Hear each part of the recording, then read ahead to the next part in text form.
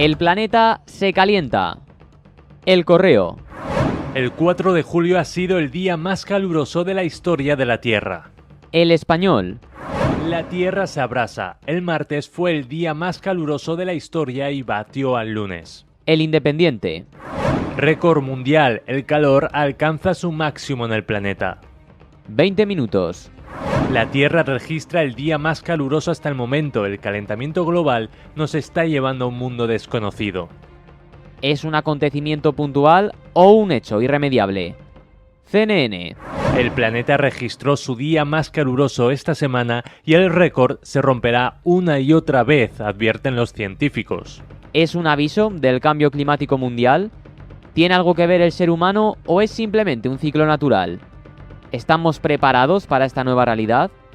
¿Qué opinan nuestros invitados?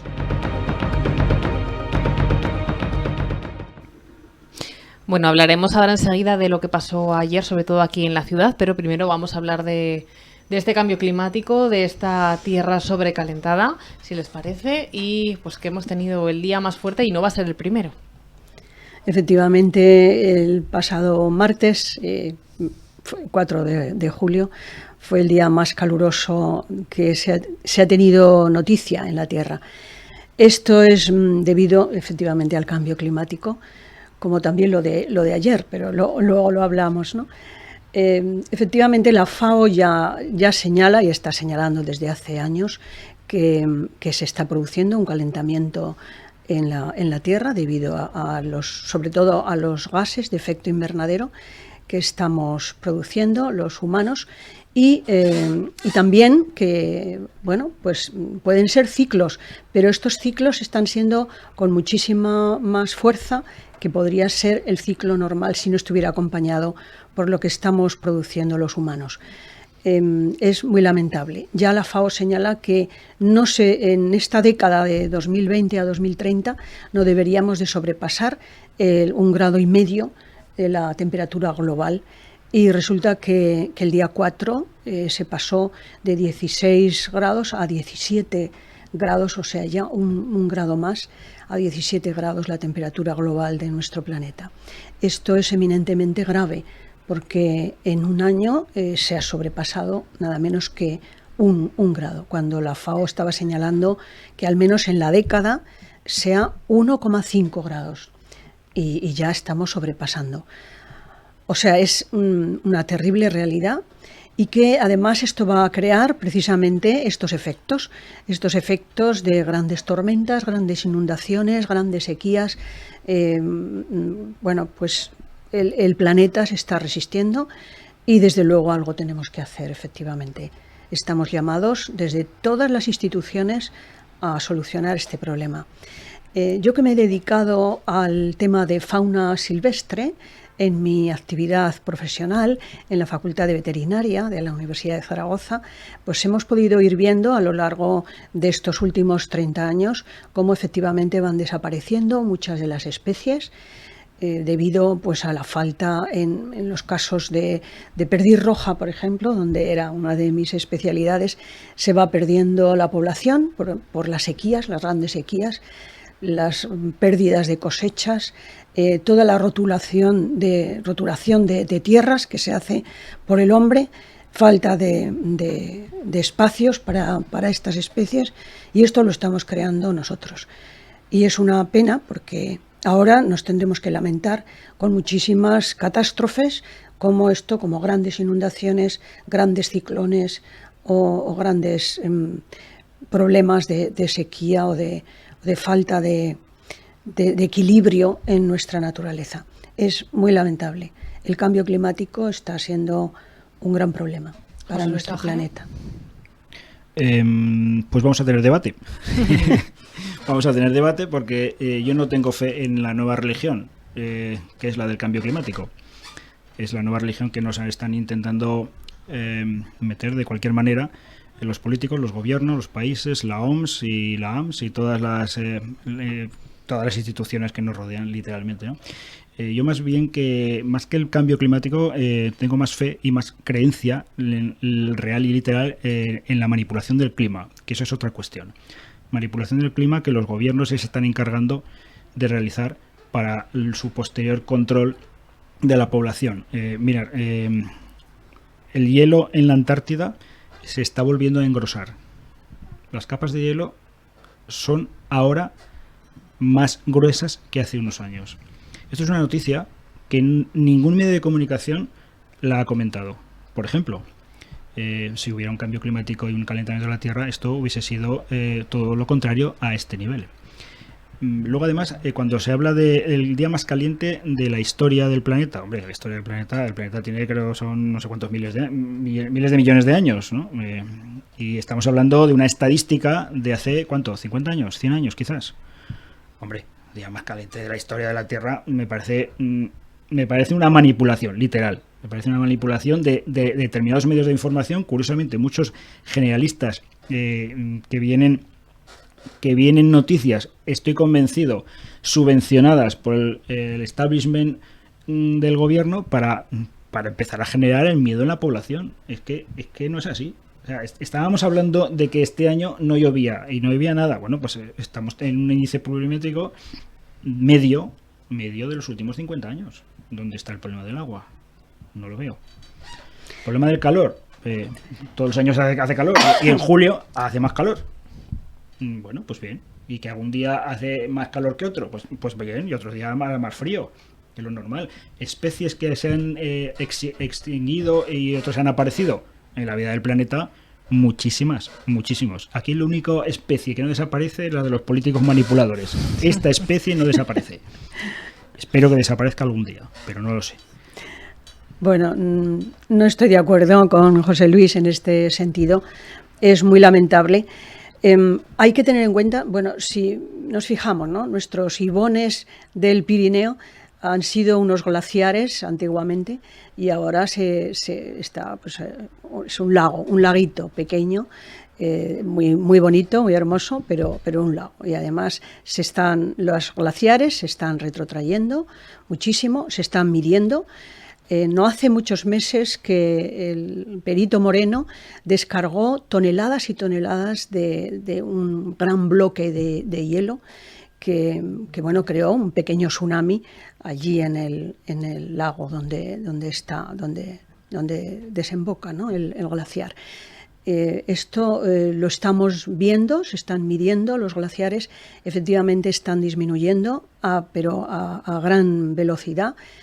Está subiendo el nivel del mar, ha subido ya 12 centímetros, con lo cual eso nos está indicando que los grandes bloques de hielo que mantenían el equilibrio más de temperatura en el planeta se está cayendo.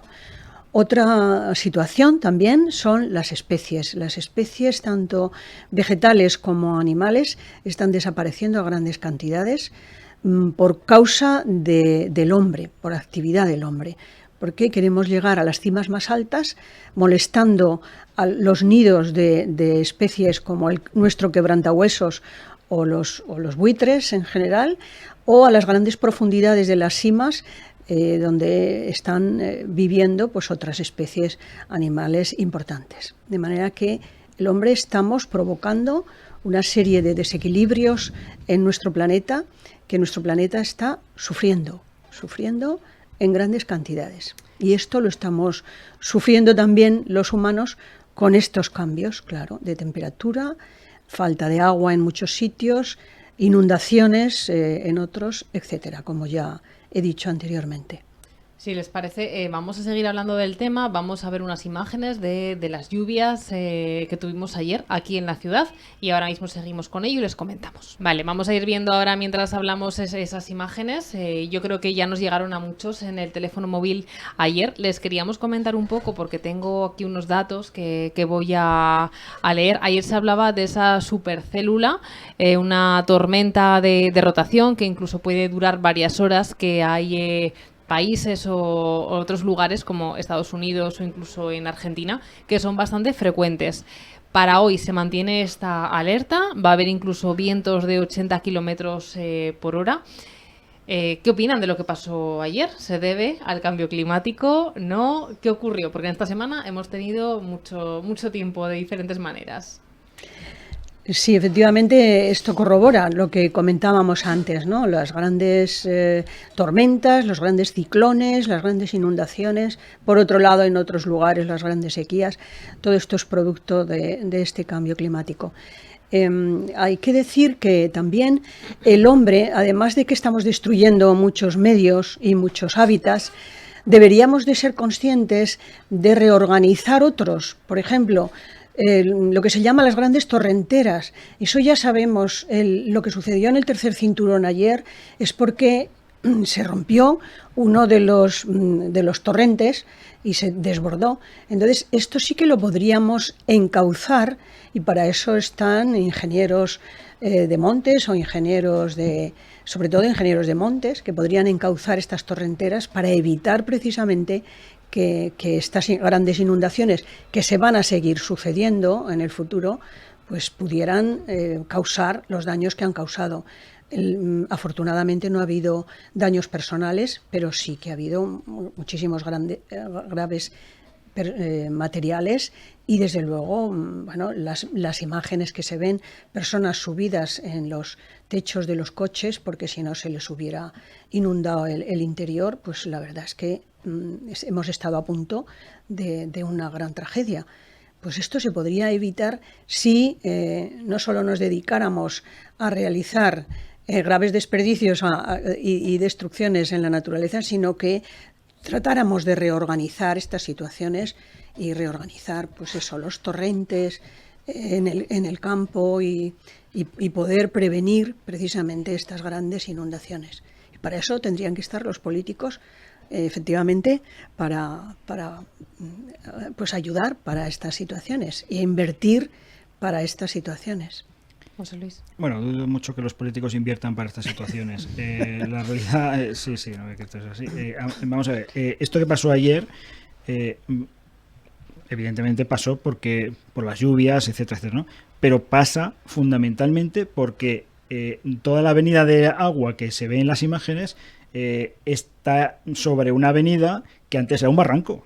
Es que literalmente, es que era un barranco. Entonces han construido la Z30 o parte de la Z30 por un barranco.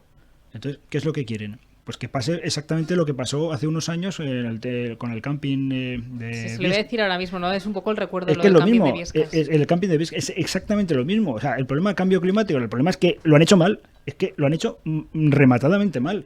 Y el dimensionamiento de los desagües, de las tuberías, etcétera, no puede ser de una manera que prácticamente cuando llueve 20 litros en 10 minutos ya se inunde todo.